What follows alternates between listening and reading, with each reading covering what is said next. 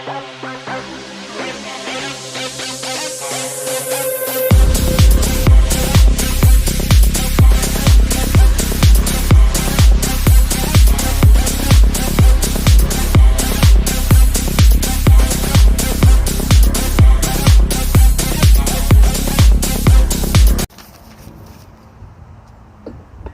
is Terry R. Wickham, the writer, director, producer of Devil's Five and Double Vision. I have a brand new brutal horror film coming up called Beginning of the End. We will be talking about on the Movie Raid show. So stick around after the interview to view the trailer for our Indiegogo campaign and to find out how you can get involved in the next horror classic. This is Ron Keel. This is Terry Wickham. And you're listening to the Movie Raid Show. It's time for the Movie Raid. Tonight's victims are director and producer Terry Wickham, that has done Devil's Five, has done Double Vision, and he's got his upcoming film called Beginning of the End, along with musician and actor Ron Keel. Hello. Greetings. Let's do this. Now, with this film, Terry, this is going to be, as you mentioned, this is going to be a brutal horror film, and it does involve society. Can you give us a little bit of the plot and what its direction? I mean, what do you intend to plan to use as far as like the effects and whatnot for this kind of film? So this is the first film of four that's going to be part of a feature film, anthology horror film. All four films were never existed before at this time, so they're created to work together as one. They're all themed around the idea of AI, artificial intelligence, making people kill each other. The computer is not necessarily the focus, but it does utilize things that it can control. This particular movie that Ron and I are making is about a family that ends up having a home invasion, which then becomes a siege movie. And that all happens within 20 minutes. So it's a really brutal, realistic, almost true crime, but definitely horror film. That's what this movie is. What is the budget currently at, and what is the goal that you plan to reach, or at least close to it, to make this movie? Yeah, so I put a goal of $10,000. We went for a really low amount because we wanted something that was gettable, but didn't seem greedy, but would allow us to do what we need. You know, since this is not a feature film, we didn't need a big budget. It's a 20-minute movie. People are working on this as a labor of love, and we're actually not on GoFundMe. We're on Indiegogo. We're about 4% of our goal, but we will have more people coming in for sure, and we're hoping that the listeners out there will want to be part of our campaign. We intend to make a movie that's going to be a horror classic. Now, Ron, you've also been previously working with Terry on one or even two of these projects in the past, but what challenges do you feel may be tough to accomplish within this 20-minute plus film compared to previous projects? I think that we're going to be able to meet all of these challenges and excel because Terry is well prepared. He's got a great crew, a fantastic cast assembled. The script alone is the biggest challenge, and he's already got that in the bag. The story, 20 minutes of just very tense, disturbing content. I don't think you can expect a happy ending on this film. My biggest challenge in my character is the arc that the character goes. I go through a number of emotions, very intense, angry, mean. You don't know if I'm the bad guy or if I'm just the guy next door, or maybe a little bit of both. So for me, that challenge is toning it down and getting emotional because these are real human beings. These characters are human and they're going through something very extraordinary and painful in their lives. So you have to express that pain, that anger, that fear, and combine all of the above into a believable character during the arc of that story. I do have a challenge. I'm up for it. I'm looking forward to portraying Ray, the guy next door, and following Terry's vision to make this dream come true. Having to be invited to do another film with Terry, how much of the interest did you actually feel for this film? And it could actually draw from, as well as if your part would do the same. Well, for me, it's all about the challenges. You know, whether it's climbing a mountain or performing in Madison Square Garden or starring in a film or all of the wonderful opportunities that I've had throughout my life and career, I embrace every opportunity and every challenge. And knowing Terry as I do for quite some time now, and having worked with Terry Wickham in the past, I know how meticulous he is. I know he's a visionary, he's driven, but he's a lot of fun to work with. The last time there wasn't a whole lot of pressure on the set, good fun experience, and it was also really, really meticulous and well done. So just like the way Terry rolls, And when he called and offered me an offer to be a part of beginning of the end, I jumped on the chance. Participating as in the indie film world, does it musically help create for you, for yourself, or even help create it as a score for future filmmaking, as far as scoring or as far as even just adding your own songs to a future soundtrack itself? Well, I've been blessed to have a lot of my music appear in television and films, major television shows like The X-Files, King of the Hill, a lot of sports broadcasts, the Daytona 500. So I've been really, really fortunate to have a lot of music placed in television and films. For some reason, I can't convince Terry to use my music in this film, but he does have a great team of musicians and composers behind the score of beginning of the end. So I can't compete with those guys, but I do think that there should be at least my song should be playing in the radio in the background, but that doesn't happen, I don't think, in this movie. Actually, there is a car scene in the film, Terry, where you could maybe throw one of my songs on the radio. We'll see. Terry knows if he needs or wants my music, he's got it. He did a racing video many years ago and reached out to me. That's actually how we became friends. He did a racing video, and I had a song called Speed Demon, a really fast, heavy metal rocker. And Terry reached out and wanted to use the song in the video. And I said yes, and that's how our friendship began. Would you also consider a definition between choice and challenge depending on the projects that you either are asked to do, or even you yourself chose between film, television, or even just purely the indie community itself? How would you define that yourself personally? Well, I'll take the challenge and leave the rest in Terry's hand. My job is to play my role and to be believable in that character and do the best job I possibly can and interact with the rest of the cast in a way that brings the film to life. And I'll leave the vision to him because he's got that down. Like I said, he's already seen the movie in his mind. All he needs to do now is coach us through the locations and the action to bring that vision to life. Now, Terry, within this film, with such a, in a way, already existing topic, but can be revitalized and reshaped and even enhanced in so many different ways within this topic. How would you define the kind of depth of creativity using from this film as opposed to your other films? I mean, what makes this particular topic more in depth? So I wouldn't say it's necessarily a totally different manner or approach that's needed to tell this story. I think they're always the same situation where you're facing a screenplay that has people that have to come off the page and become real for the audience. And I think that you're always challenged with any kind of budgetary, weather, restraint, time. All that stuff always works against a filmmaker. So that's something I've been used to. I've never been given anything on a silver platter. I wasn't born in a wealthy family. I've always had to struggle for what I've got. And basically, I kind of create my own breaks. But I'm also the kind of guy that I don't make excuses. There was a quote when I was a little boy that I saw in a book called As a Man Thinketh. Been basically my mantra for my whole life, which is those who do not want to do something make an excuse, but those who do find a way. So that's what we're doing. Even with $10,000 or maybe even less, we're going to make a movie and we're going to finish it and it's going to be really good. Devil's Five won Best Horror Film, got released all over the world by Random Media. Double Vision won Best Thriller Film, took the top audience award at the International Film Festival of Manhattan, and it's released all over the world. So our goal for this film is a little higher. We want to try to get this in the theaters. And I know some people laugh at that, thinking how could a little movie on your limited means get released in the theater? But all I can say is just watch. Let's wait and see what happens, because that's my goal. I'm going to do everything I can to make that happen. How large is this crew per se? Are these familiar faces that you personally have had on your previous films, along with Ron? And how does it make an actual impact within this type of project? Well, whenever you deal with a project, you're dealing with the situation of locations, money, time, all that stuff. So since we have a 4-day shoot, 2 different weekends in early August, I didn't want a lot of people because, one, we didn't have the budget for that, but two, we're going to be shooting in someone's house. And the homeowner didn't even want a lot of people. And I didn't want a lot of people because it's kind of like that can actually slow you down. So we have a crew of about 9 people, and we've already got the crew together. We're going to make a great movie in that time. Now, look, we're challenged. We have 75 shots to get in 4 days.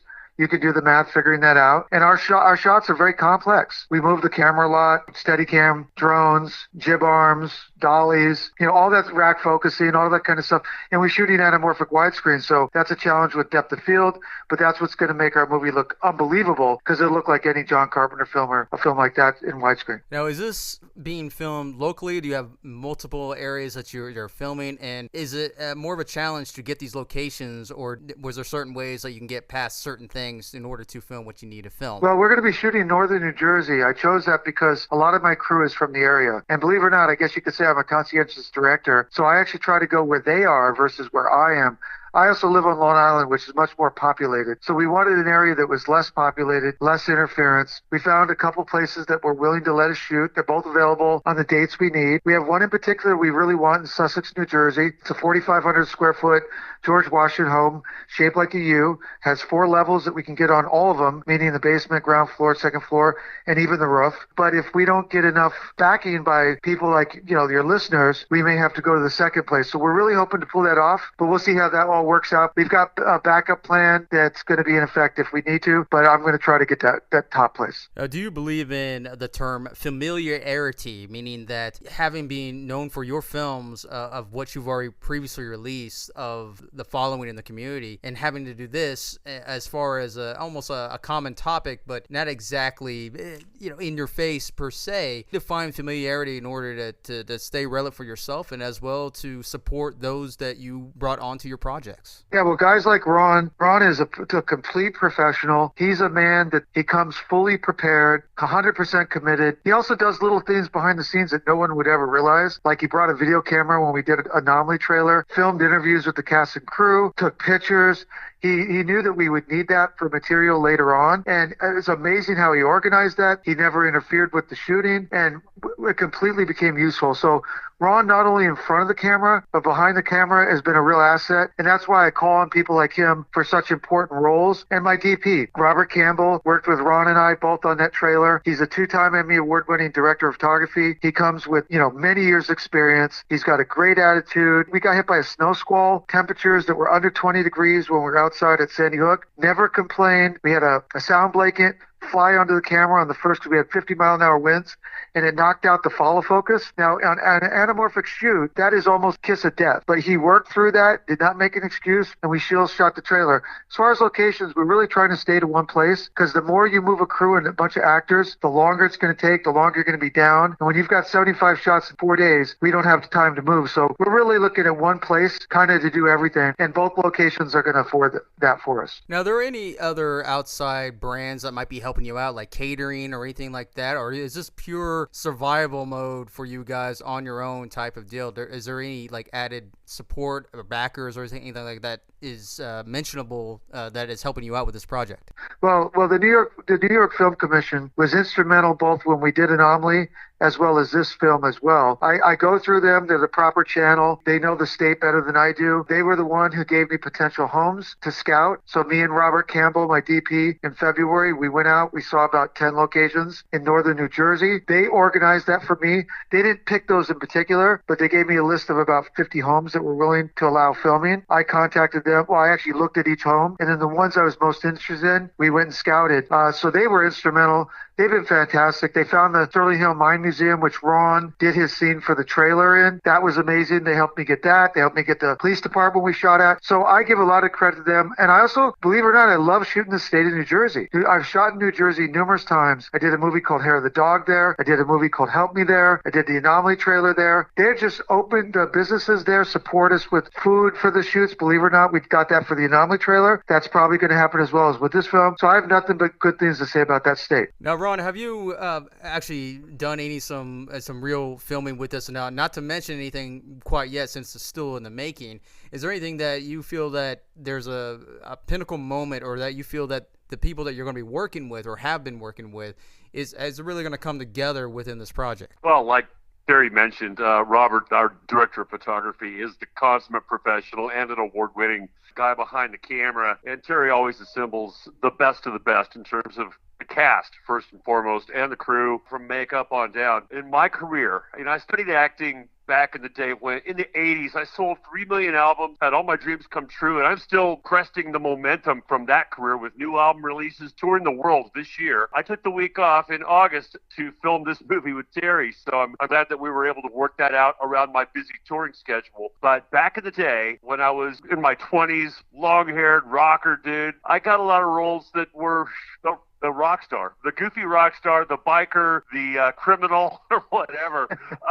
Did several really interesting, exciting films that I learned a lot. Got to cut my teeth on some great projects, and anything from comedy to action adventure. And I've always had that bug. Of course, every rock star wants to be an actor. Every actor wants to be a rock star, right? Just ask Kevin Bacon. Something that I've always wanted to do, and I think now that I'm a little more mature, I think I bring a lot more to the table than I did when I was studying acting and being more active out in Hollywood, where I lived for 10 years. I learned a lot, and I think I've learned a lot of life lessons in between that time and now, and I can bring that character to Ray, the guy next door. You don't want me next door, trust me.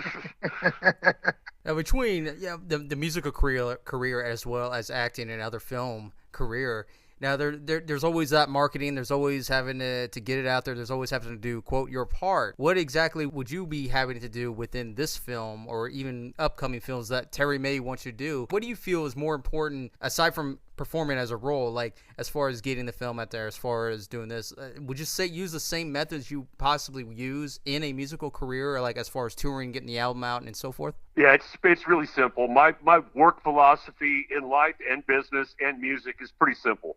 Use what you got to get what you need, do whatever you can, and you do whatever it takes. I mean, that's the key to success in anything, whether it's a relationship or an album or a movie project. As far as I'm concerned, you do whatever you can to get people to watch the movie, and hopefully they'll enjoy it. I mean, music and movies, they're all subjective. This is entertainment. If 1 billion people like it, that means billions of other people don't like it. You can't please everybody. So as far as I'm concerned, my job is to please Terry, and hopefully Terry will coach me in a way that will make my character jump off that page, jump off that screen, and into the audience's face. I mean, would you ever believe the opposite, less is more mentality, rather more is less, because sometimes the perspective can fool the person that is currently watching this piece of art. And what I would add to that, if you don't mind me saying it, I look at a horror film like The Conjuring, and you think about Hollywood's kind of approach to showing all these big giant visual effects and computer effects, and you think about that movie, which was incredibly successful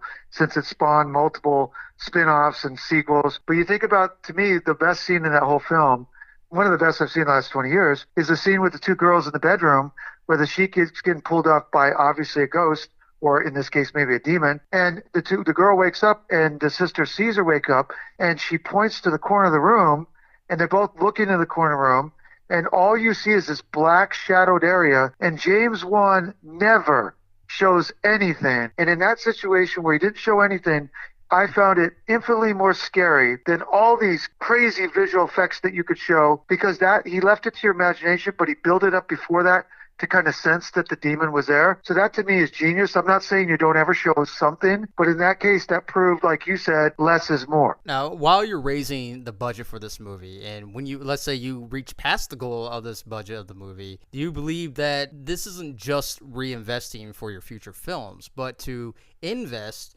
in viewers to captivate independent artistry of filmmaking? And how would you define that even today's other filmmakers who are still also trying to get their work out there as well? Yeah, well, obviously I can't speak for someone else, so I wouldn't try to do that. But I just know with us, obviously your listeners out there, people watching this or listening to the show, they can never get involved on a Hollywood film. They wouldn't allow that. But in this case, you can make a difference by helping contribute to our cause, to our movie. And what we can promise you is that we're going to deliver a very entertaining, very scary, suspenseful, that's going to make you feel all kinds of emotion.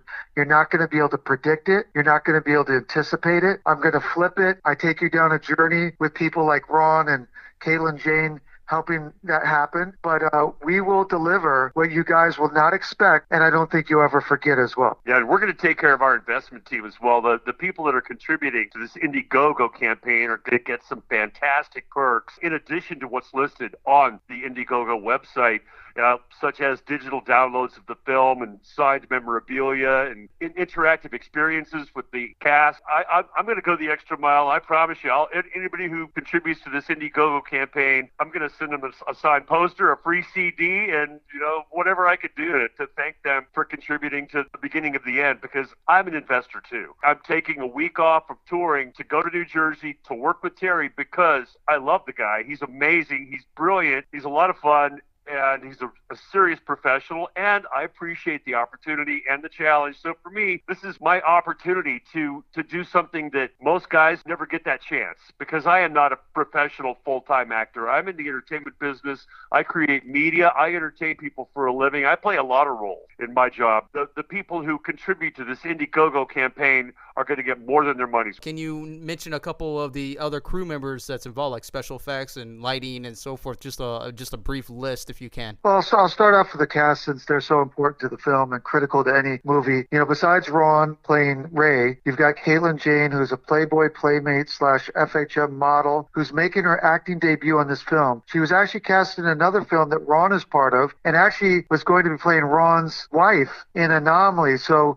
that's a different movie, but she's been training with me and on her own for over 2 years. She takes it very seriously, and you're going to be surprised because she's not just a pretty face. The husband in the movie, so she's playing Marilyn Wells, which is the wife in our film. The husband of the film is the father.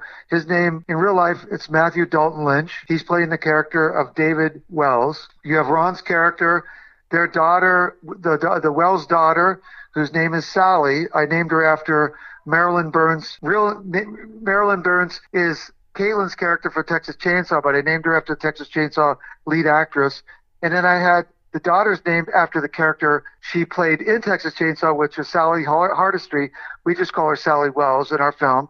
That's being played by Shira Goldstein, a really talented actress from Boston University who lives in New York. Ron's character has a son in the movie named Max. He is being played by Will Fitz, model / actor with about 45 TV shows and movies he's worked on. These 4 other actors that are playing a very interesting team, so to speak. I don't want to give anything away.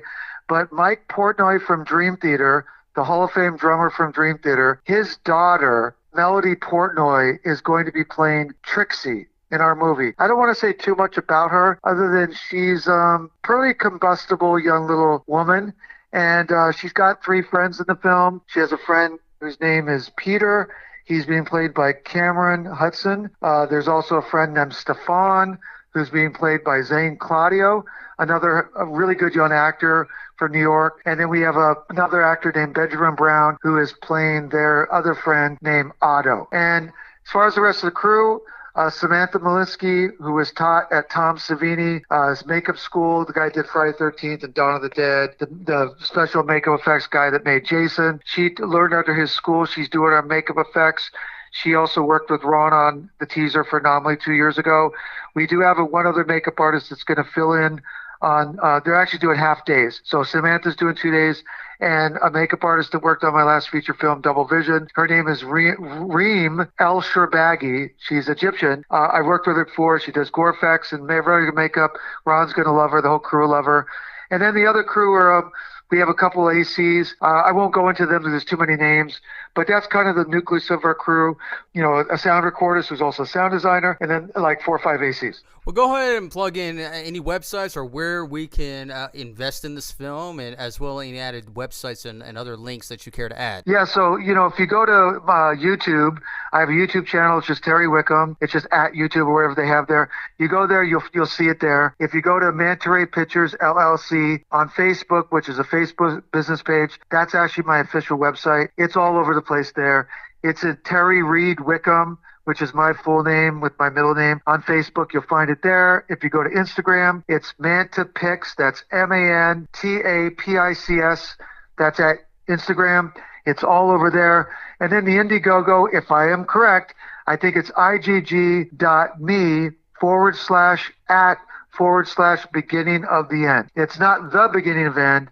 It's just beginning of the end. And of course, If you go to Indiegogo and just search for my name or the movie, I think you'll find it there as well. Now, Ron, if you have any other websites or anything else that we can check out your music as well as your past films with Terry or any other films without Terry that you're currently in. Everything I do is in one central hub at ronkeel.com, RONKEEL. There are links there to all of my social media, Spotify, YouTube, and everything in between. So it's all right there in that one-stop shop, ronkeel.com. I just wanted to just mention a few more things about the perks, because I know that's the reason why people would want to donate. Ron did just a fabulous job describing it. But we have not only Blu-rays and VHS signed and poster signed by the cast and crew. You can actually talk to Ron on Zoom, or you could talk to Caitlin, or you could talk to I. You could give VIP tickets to the premiere where all the cast and crew will be there. So you can actually sit there, talk to them, take your picture with them. We also have where you could be in the movie as an extra or just watch us filming for another perk. And then we have a big perk that if someone takes it, they're going to actually, and we limited those. This one last perk is actually one perk available, and that's someone will actually receive profits from what the movie makes for the existence of that film. So meaning not just our film, the feature film, and like the 25% of what we get for our 1 of 4 films. So, and I also have one other perk. It's a special perk. It's not listed as a particular item. If anyone has something in mind that they want to bring to my attention, tell them just to reach out to me in one of the means, and I'm willing to talk about it. And if it's worth our film's while, let's see if we can make some sort of agreement. There you have it, everybody. That is Ron Keel and Terry Reid Wickham. Hi, my name is Terry Wickham. I'm the writer, producer, director of Devil's 5, Double Vision, Gruesome Threesome, and a movie back in the late 90s called Evil Streets. About the last 2 years, I've been trying to raise money for a ghost story called Anomaly. And when that didn't happen as quickly as I hoped, I came up with the idea of trying to team up with a couple other filmmakers to make a new horror film anthology. The reason I chose different directors to do the other movies with me was because each guy was bringing a different variety. Devil's 5 won Best Horror Film back in 2018. Double Vision, which was a psychological suspense thriller, won Best Thriller Film in 2020 of January. And it also took home the top audience award at the International Film Festival in Manhattan. I haven't done analog horror before, so this movie, beginning to the end, gave me a chance to put my hand at that, and I'm very excited about doing it. Each director is using AI as the antagonist, but they're doing it in their own way, using different forms of horror. I designed my film to be kind of a takeoff on Tobe Hooper's Texas Chainsaw Massacre, having the brutality of that in Last House on the Left, but then I have it flip to become a siege movie like a John Carpenter film. At our second level perks, you can get access to see behind the scenes through interviews and how a movie like this gets made. Our campaign is only running for 30 days between June 15th and July 15th, since we're shooting in early August. Enough of me talking. Check out our campaign. We look forward to your support and your contributions.